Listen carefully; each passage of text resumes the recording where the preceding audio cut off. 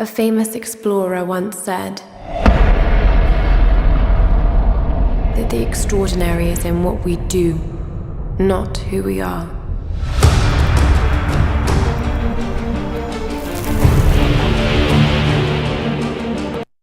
I'd finally set out to make my mark, to find adventure. But instead, adventure found me.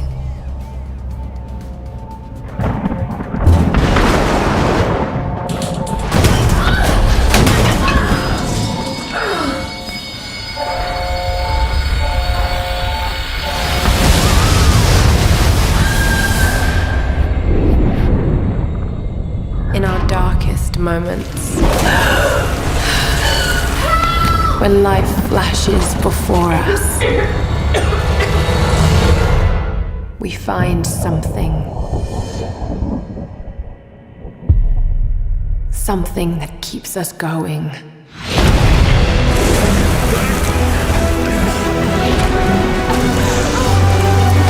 Something that pushes us.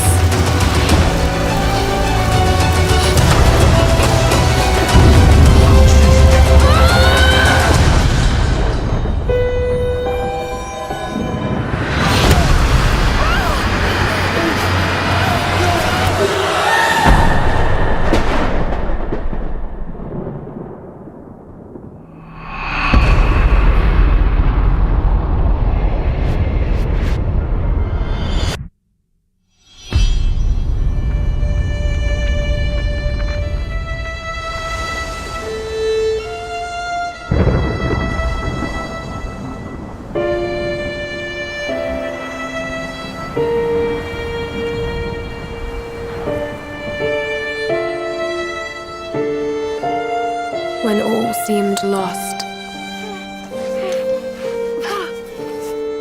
I found a truth.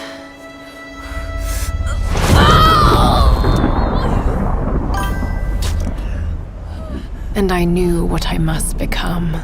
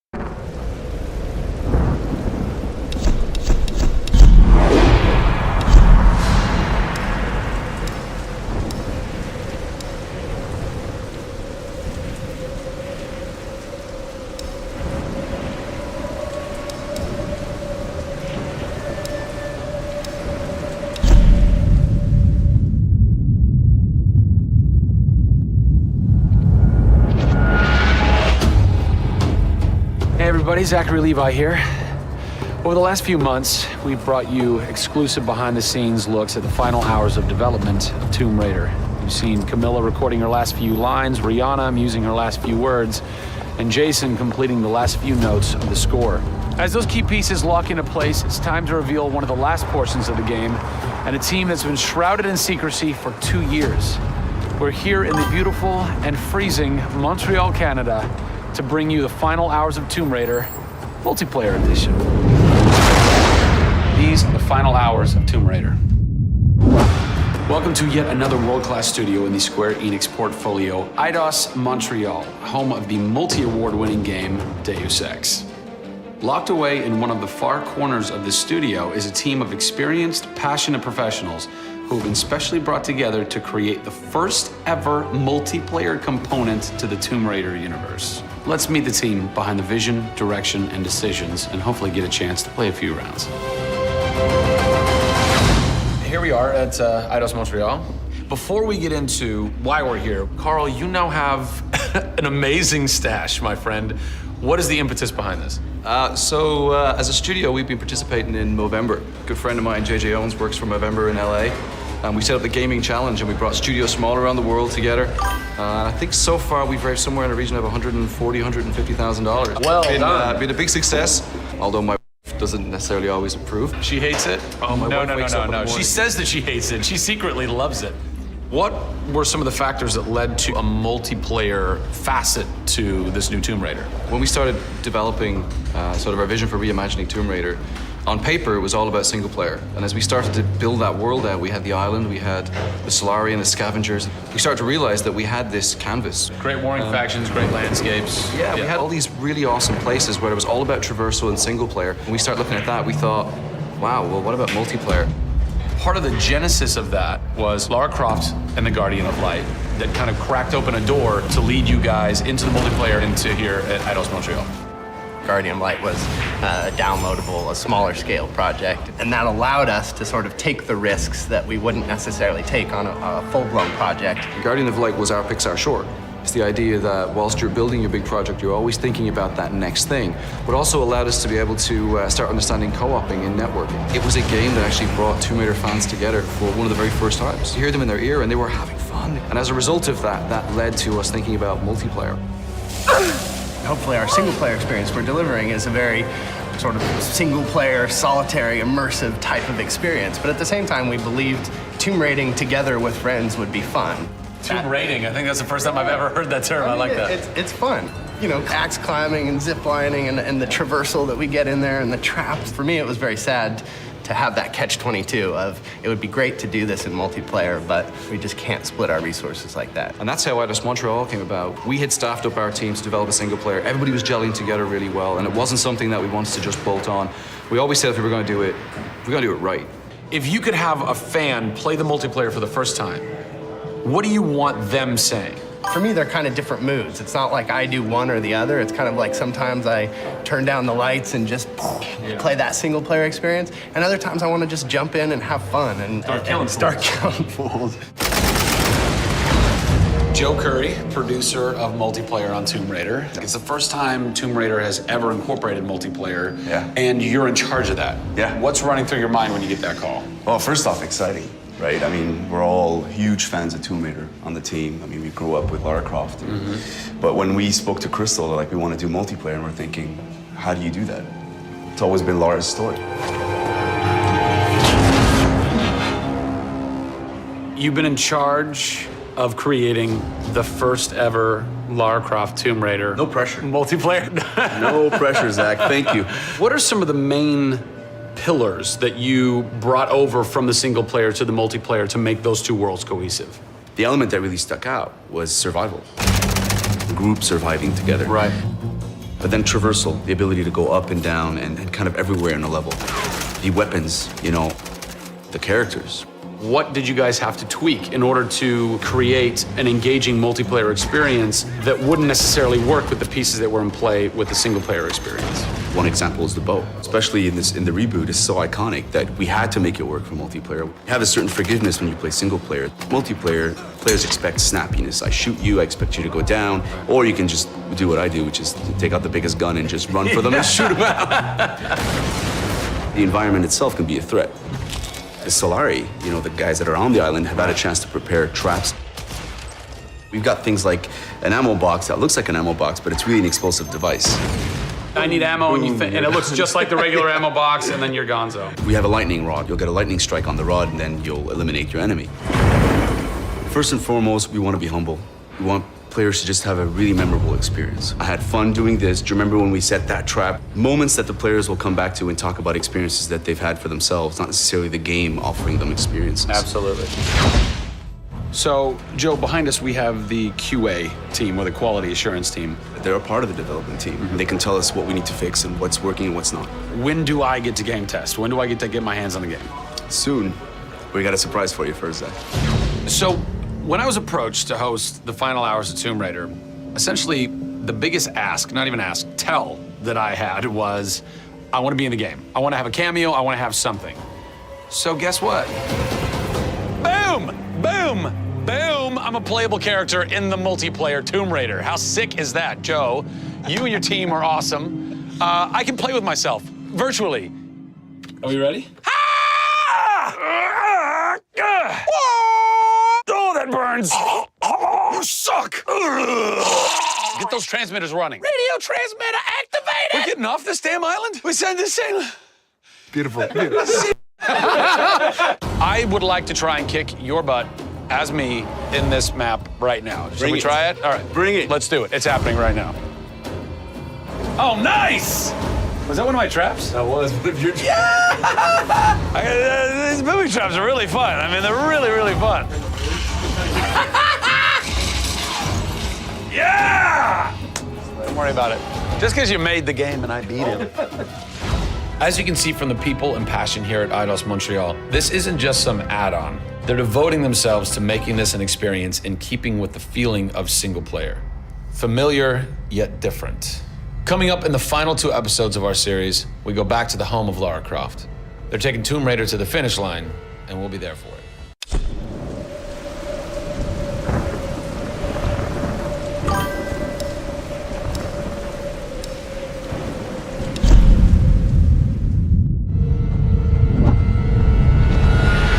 Hey everybody, Zachary Levi here, again for the final time, back full circle in Redwood City. Behind me, inside, critics and fans alike are getting some hands-on experience and hours worth of gameplay of pre-release code. Simultaneously, the studio dev team is hard at work crunching, optimizing, and polishing all the last little bits of code for what we will all come to know and love as the new Tomb Raider. It's a culmination of everything, and the clock is ticking. These are the final hours of Tomb Raider.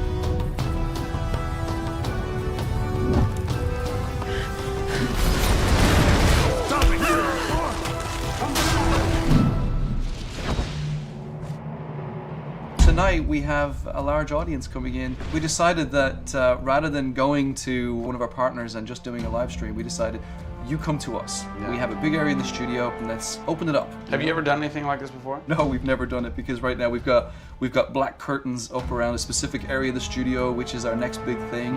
Only a select few people have been allowed to come in, right. And everybody's heavily NDA'd, and now we're going to bring 80 plus people into the studio. But it's exciting, to bring those type of people into the studio. They're the fans. They're the people who love it. And we want people to be a part of their experience. On one half of the studio, all that is going on like crazy. But basically in half the studio, you guys are just pounding, working out every last glitch, every last bug, making sure that it's all just perfect, done and perfect. Exactly. For your certs on Friday. Yeah. What happens when a game fails cert? Then things start getting sweaty around here. You're dicing with death right there. Well, you might be missing a release date. That's how big a day this Friday is. Yeah, it's huge. If we submit and they come back and say, hey, there's maybe 35 things that we'd like to change, then as a studio, we'll change them.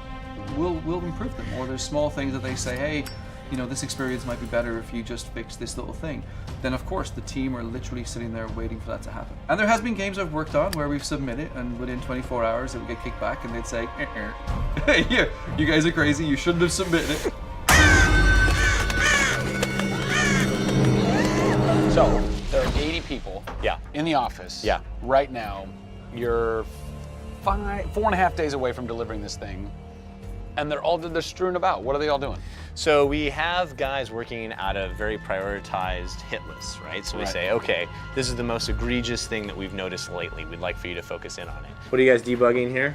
Looking at some menu transitions. Oh yeah, we want to make sure everything feels snappy all the time. Menu transitions, if I had a nickel for every time. One of the toughest things with Lara as a character is her hair.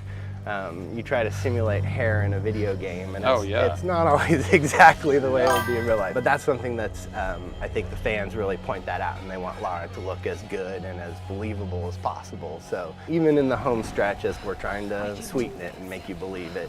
So I spend a ton of time playing the game. So while everybody else is busting their butts trying to make it work, you're having fun.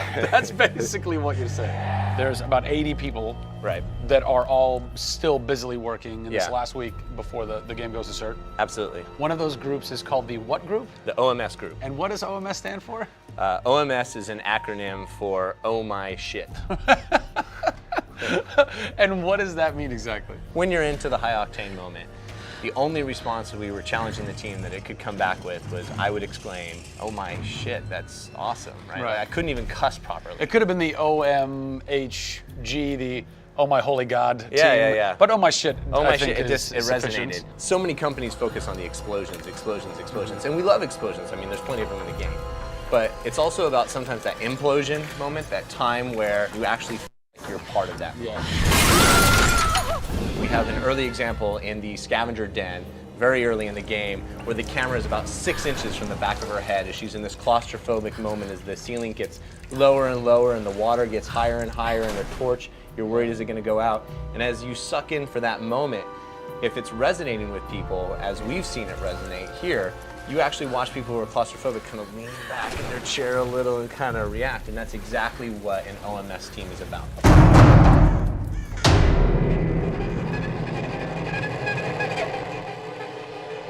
You feel confident that in 4 days, in 4.5 days, this thing is like ready to ship and ready to rock and gonna blow people's minds? How about we look at that? I got a board that'll tell us. Oh yeah, where's your board? Right over here. I'm a stats guy, right? Okay. Like, it's gotta be like the McNamara version of reality, right? So, and getting things done, like it's very NORAD-like with the update on where we are with bug count. So we have the number of days that we wanna count down for, the priorities of what people are given against, and then an overview of how many things are remaining to be resolved per person. Carrie's got her work cut out for her. Come on, Carrie.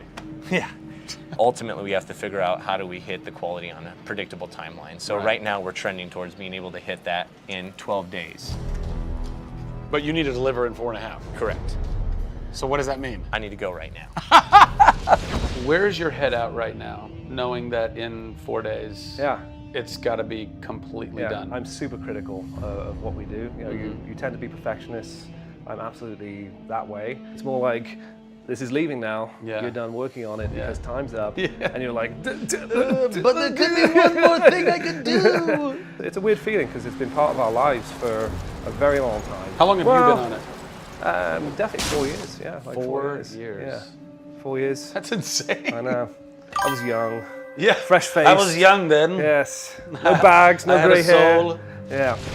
It's been a roller coaster ride, and during that time we've been around the world, we've gone to shows, we've shown press, we've given hands-on, we've had community events, we've been in San Diego with you at Nerd Machine. We've seen people excited to see this and play this game, and it's been awesome. It's not just about Lara's arc, it's about the arc of people who've come in to the roles. You know, we've had people come in as animators and move up to the highest levels in their profession along these 4 years. So people have grown in these roles. Families have expanded, kids have been born, but we're coming to a point now where we're, you know, probably 70, 80 plus days away from launch, and this phase has come to an end. You know, it's been awesome. With less than a week to go before console certification, the last few bugs to squash, and a general lack of sleep all around, this production is definitely going to go down to the wire. Will they make it? Join us next time on the final hours of Tomb Raider to find out.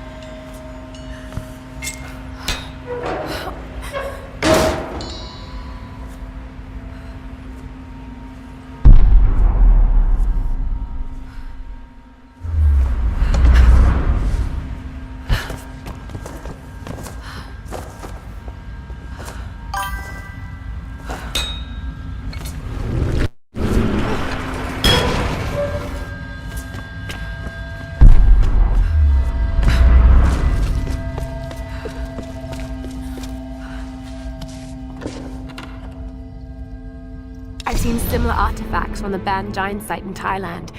How did this get all the way to Yamatai?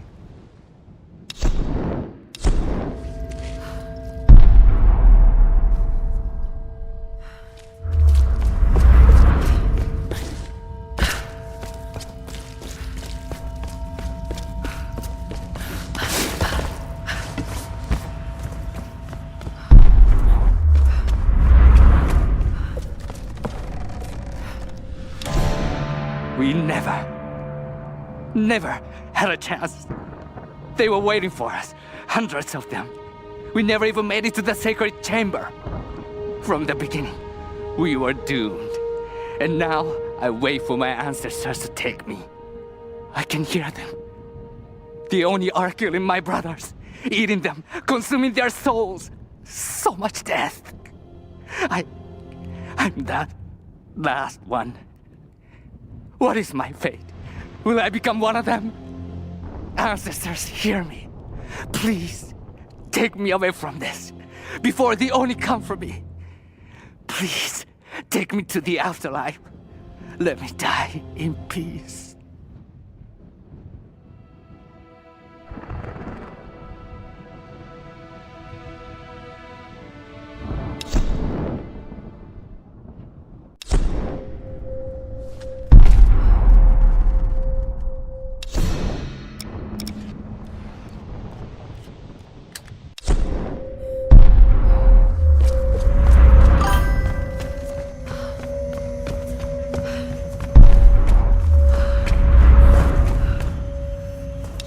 Well, it had to be done. Lara left me no choice. If I thought she could play the game, I might have let her in on my plan, but she doesn't have the grit for this business. She isn't ruthless enough, and this discovery has to be mine. I've crossed the line. It won't look good, so as unfortunate as it may be, she can't make it off this island. None of them can. And whatever happens with Sam, it just makes this whole story all the more newsworthy.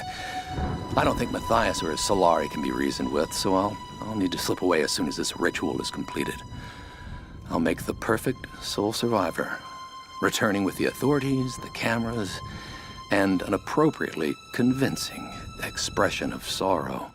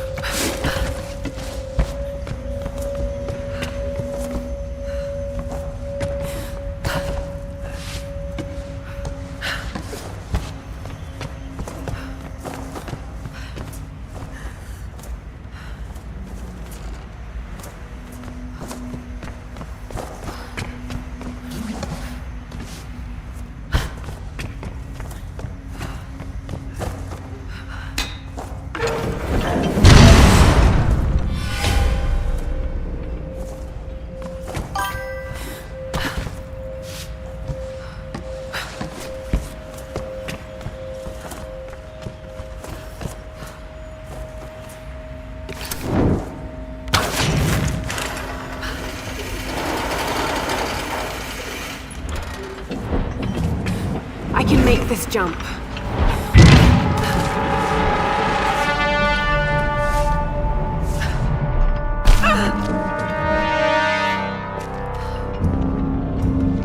The Sun Queens. The fire ritual where the queen chooses her successor. A chosen priestess enters the monastery. And she's given your power and becomes the new queen.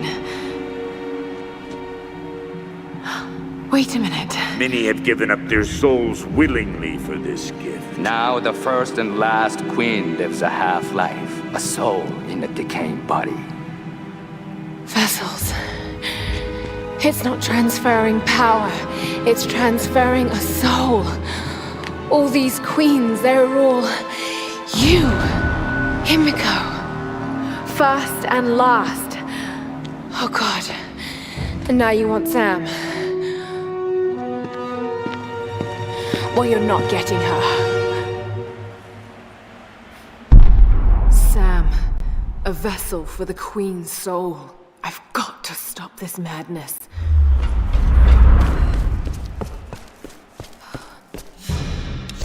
I have no choice now but to meet my fate. Tonight, I climb the stairs to the Chamber of the Sun, but I will never submit to the ritual. I will not emerge queen. None will ever believe what I now know to be the truth. A twisted evil beyond imagining lives within the Sun Queen. An evil that hungers for more than just the land and seas of Yamatai. This madness cannot continue. So I go to the chamber, armed with the stolen dagger of her Stormguard general. By the time he realizes what I have done, it will be too late. For the sake of Yamatai and all the priestesses that would follow me, I must die.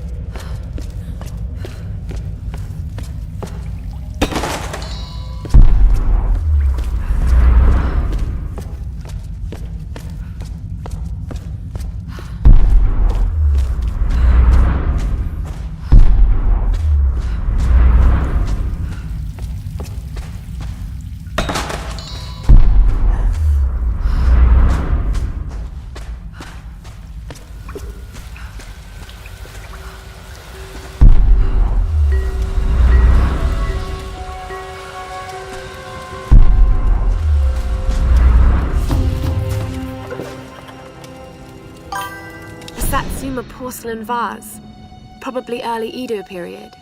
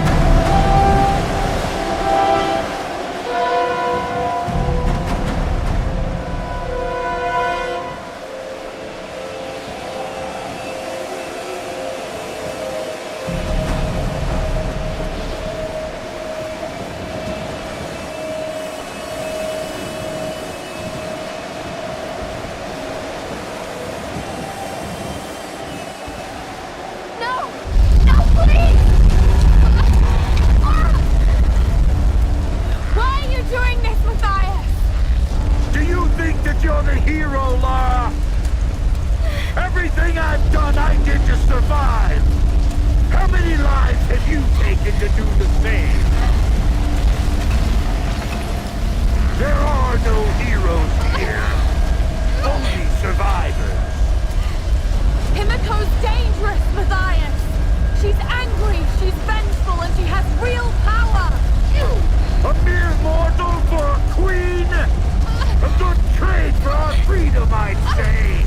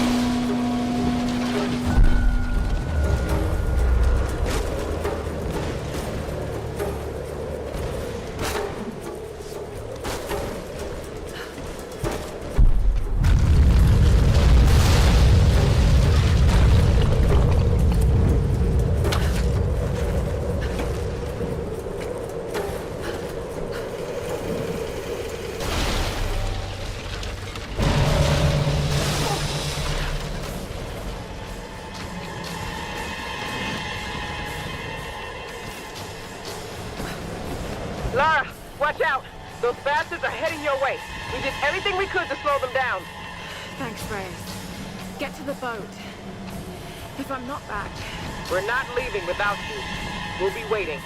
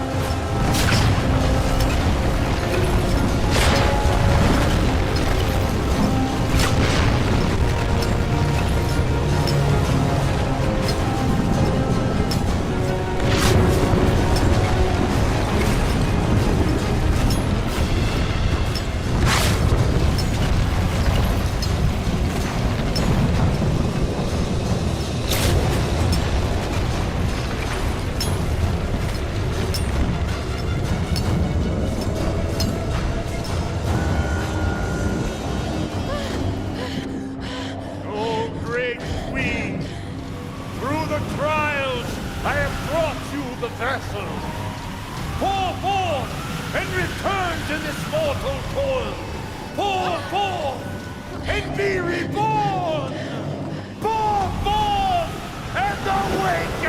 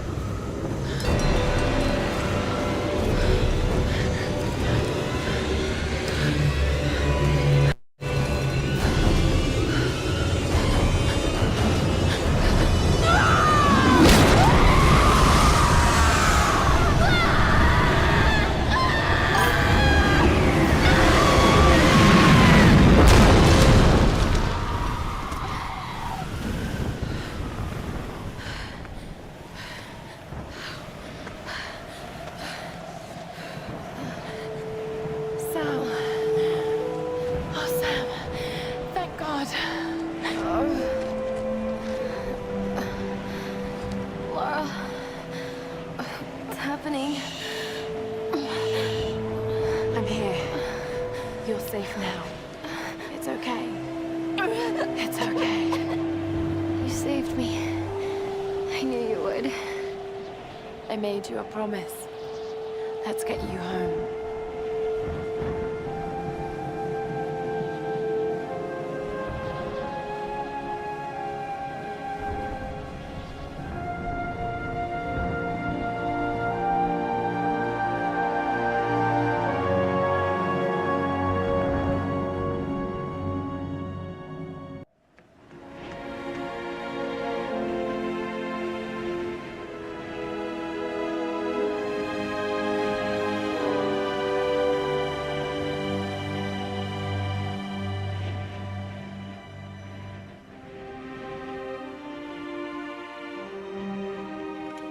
There's Lara! She's got Sam! She did it.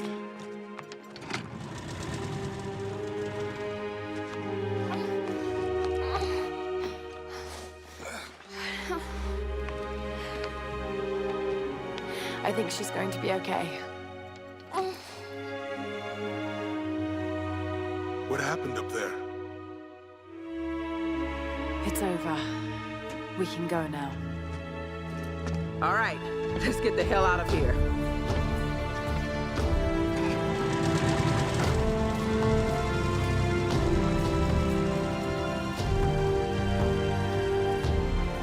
I've been so blind, so naive. For years, I resented my father, doubted him like the rest. But he was right about so much. I just wish I could tell him that now. There are so many mysteries that I once dismissed as mere stories, but the line between our myths and truth is fragile and blurry. I need to find answers. I must understand.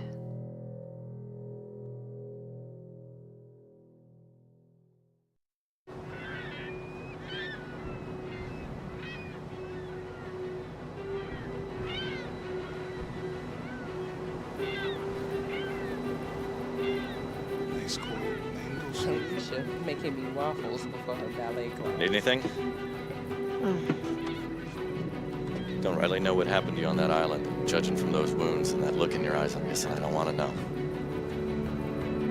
Anyway, we'll be home soon.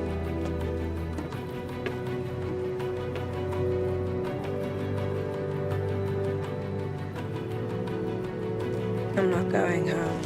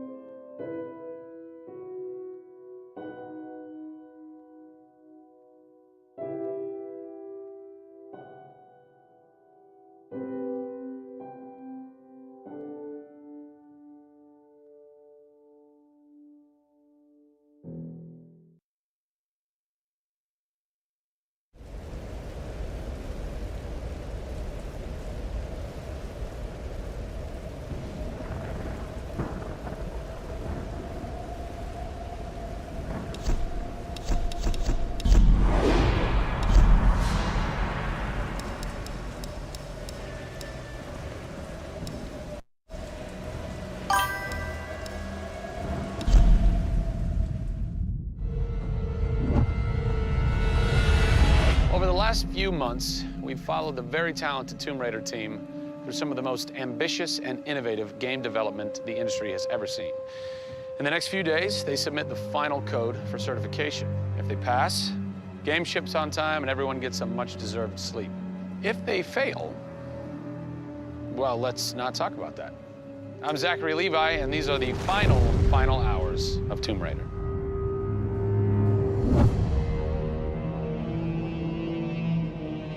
We've been around for 20 years at this point. Oh, wow. In this industry, that's crazy. Yeah. 20 years of games, and many times we've almost not made it, right? Through generation transitions, or you've had ups and downs in terms of games being released.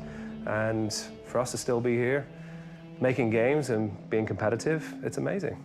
Is this pretty typical for you guys to be in the last week and really all you've got left are these little bugs to do? Maybe it's a few hundred still left to go. The team's cranking them out.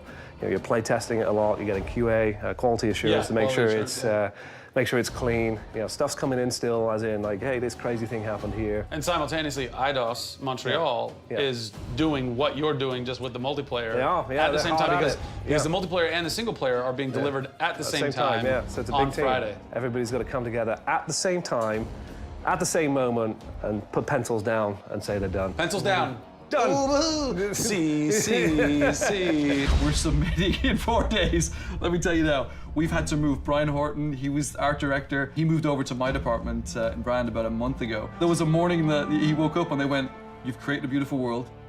Now step aside." So my job is I'm working with a very talented team in the brand to make sure our screenshots are good, to make sure we have covers for magazines, posters, to make sure we have posters. Right. There's a lot of materials, just like in a film. Yeah. Where when a film's done and in the can, you have to sell it to people. You have to let them know what's cool about it. Yeah. Listen, I'm coming to get you. I'm going to get you out of there.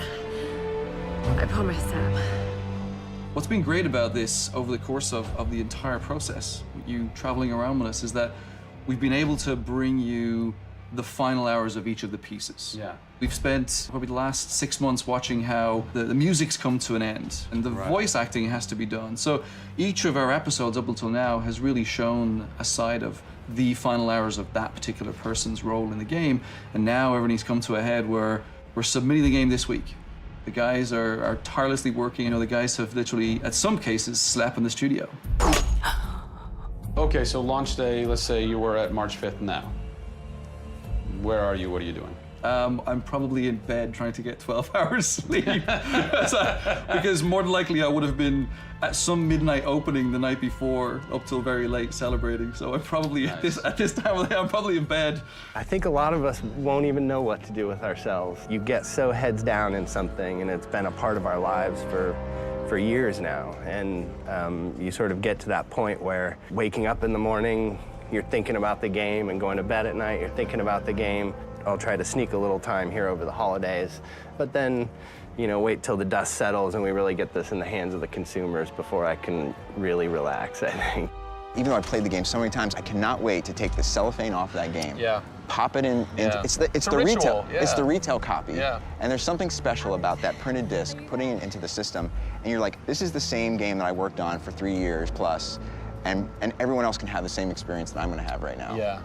Of all the taglines, whether they're actual dialogue in the game or marketing lines or whatever, something that would sum up your experience over the last 4 years is a survivor is born. Yeah. A survivor is born in you, a survivor is born in Crystal Dynamics. Yeah.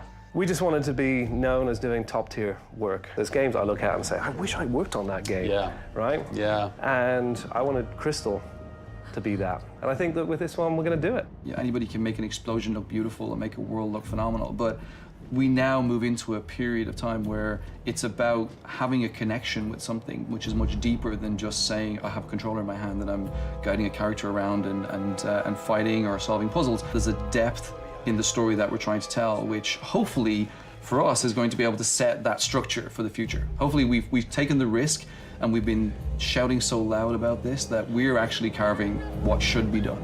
No! Oh, don't do this to me, you northern bastard. Are you excited? You nervous? I'm both excited and nervous. You know, because we've been masters of our own destiny up until this point, and now we're going to continue that right through to launch. And what's great is that from the very first presentation I gave with Daryl about his vision of the game, all the way through to the very first game sitting on a shelf on March 5th, we've been there for the ride. We've been on that journey. And then all of a sudden you reach March 5th and you're no longer there's millions of copies of your game out there and they're in people's hands. And you're thinking, like, how are they playing it? Are they having fun? What are they saying? What are they going to do? As soon as they put the controller down, what's the next thing for them? Do they want to tell people? What do you want their response to be? I hope those people see that the story we've built and the foundation we've built is one that will last a long time. Doing something that's special is just incredibly tough, no matter what it is. You've got to really want it. You have to be passionate. You have to care about it. Everybody realizes that this is the game of their career, and everybody wants to put as much time and energy into this as possible. We have a studio full of passionate people who have put their lives into making this thing happen. This is not just a game that we're just going to ship on March 5th and people will go, great, I've got another game to my credits. This is one where the team are going to look back and go, that was a journey. It's been an honor to be able to work on Tomb Raider, and long may it continue. I see this getting bigger and better over the next few years.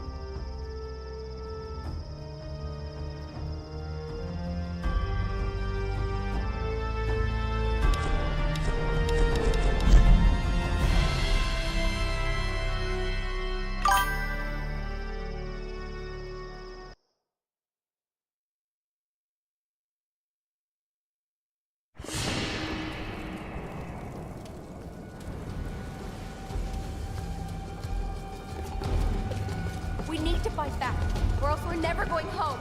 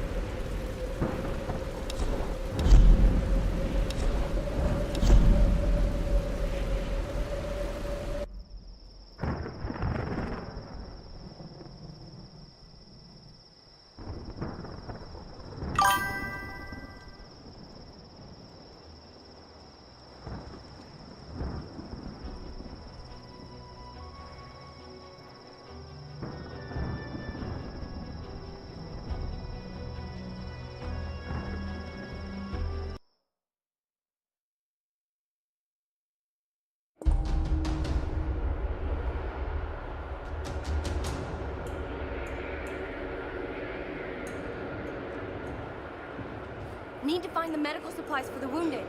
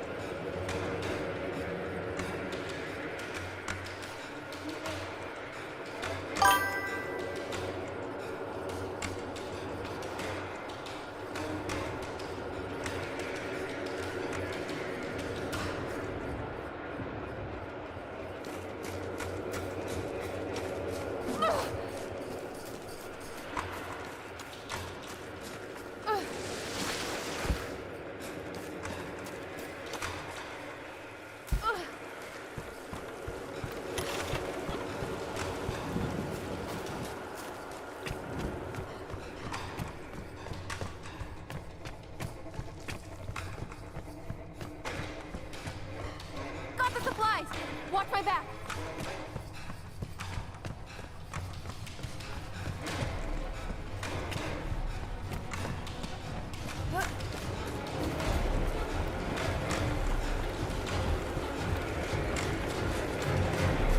I got the supplies!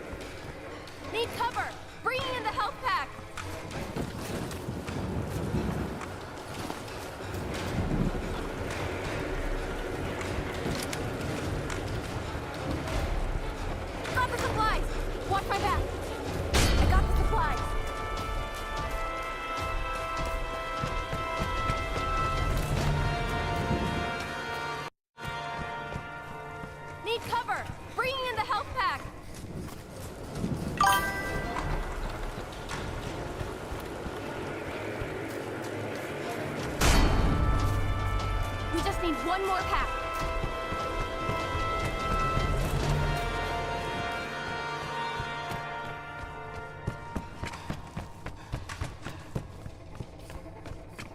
Cover me! Bringing in the supplies!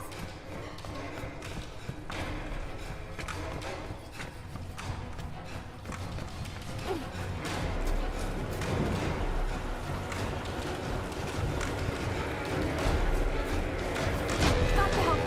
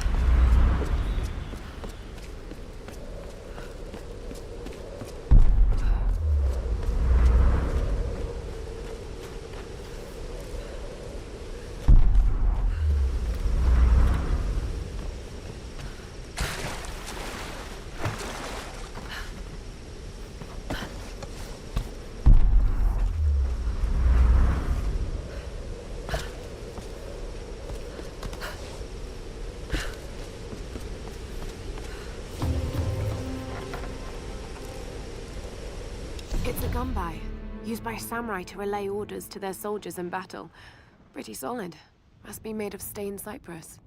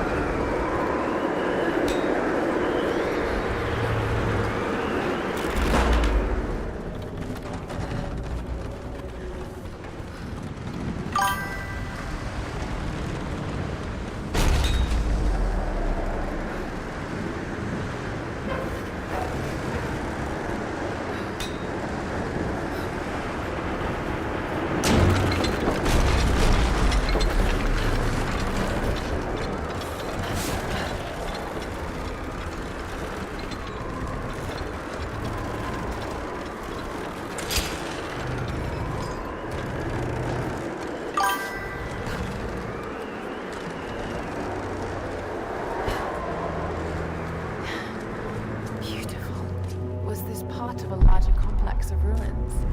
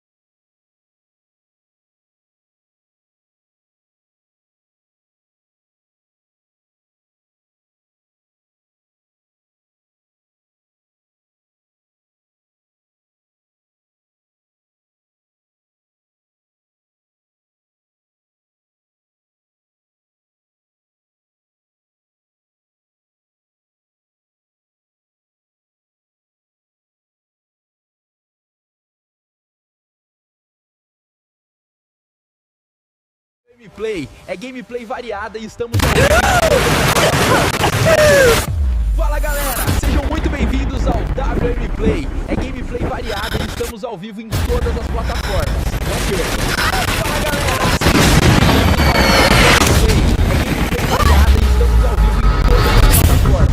percam. Fala galera, Fala galera, sejam muito bem-vindos ao WMPlay. É gameplay variada. The artifact inside. Open it. Who the hell are you? I suspect you already know. They call themselves Trinity.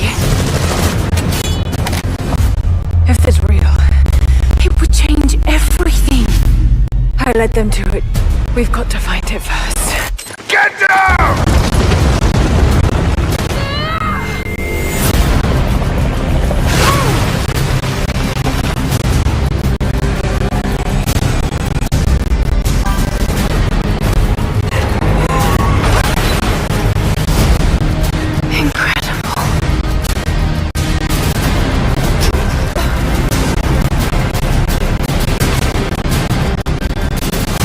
Keep your eyes open.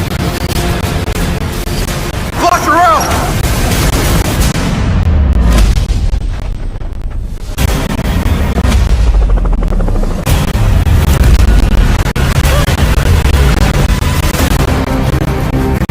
There has to be some kind of evidence of what happened to Mum in the manor.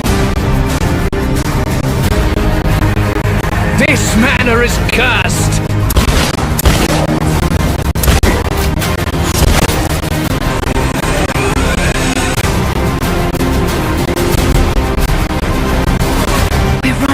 Of time.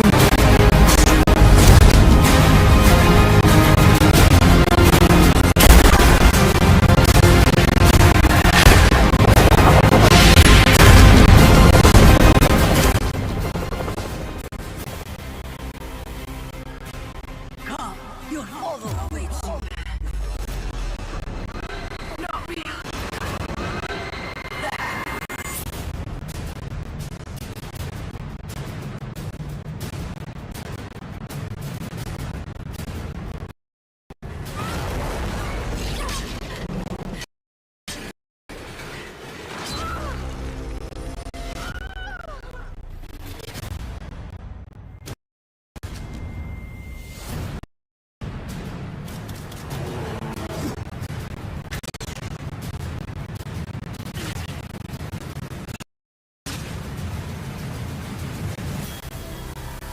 I can't give up now.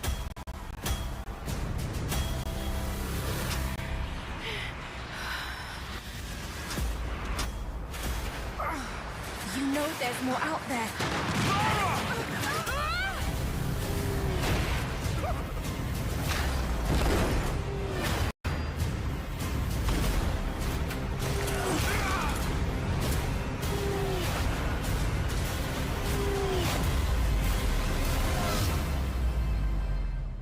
Bem-vindo à jornada no WMPlay.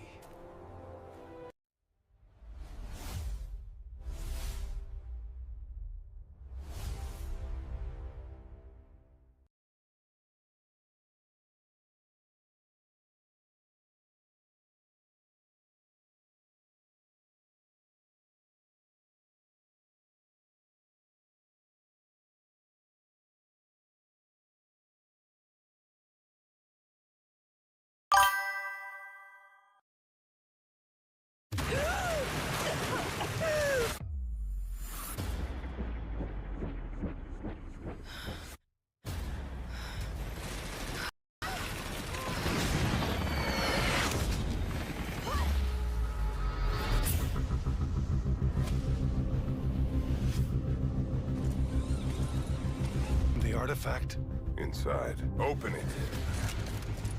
Who the hell are you? I suspect you already know. They call themselves Trinity.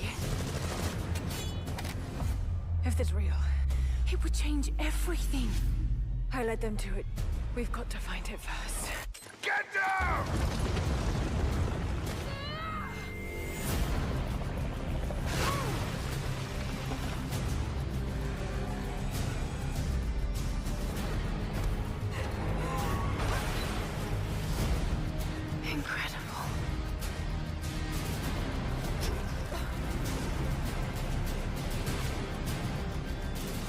Keep your eyes open.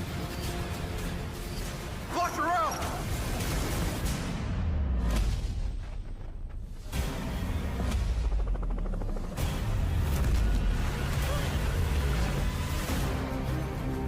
There has to be some kind of evidence of what happened to Mum in the manor. This manor is cursed!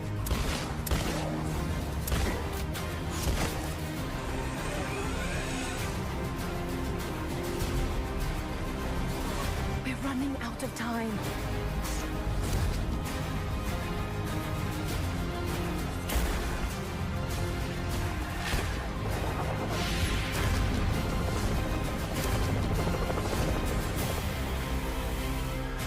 Come, your father awaits you. Not real.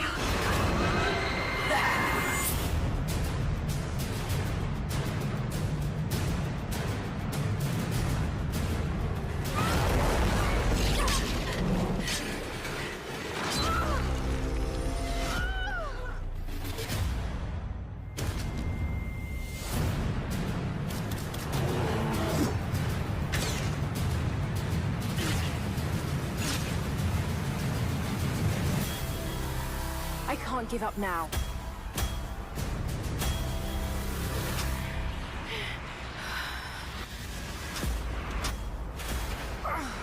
You know there's more out there.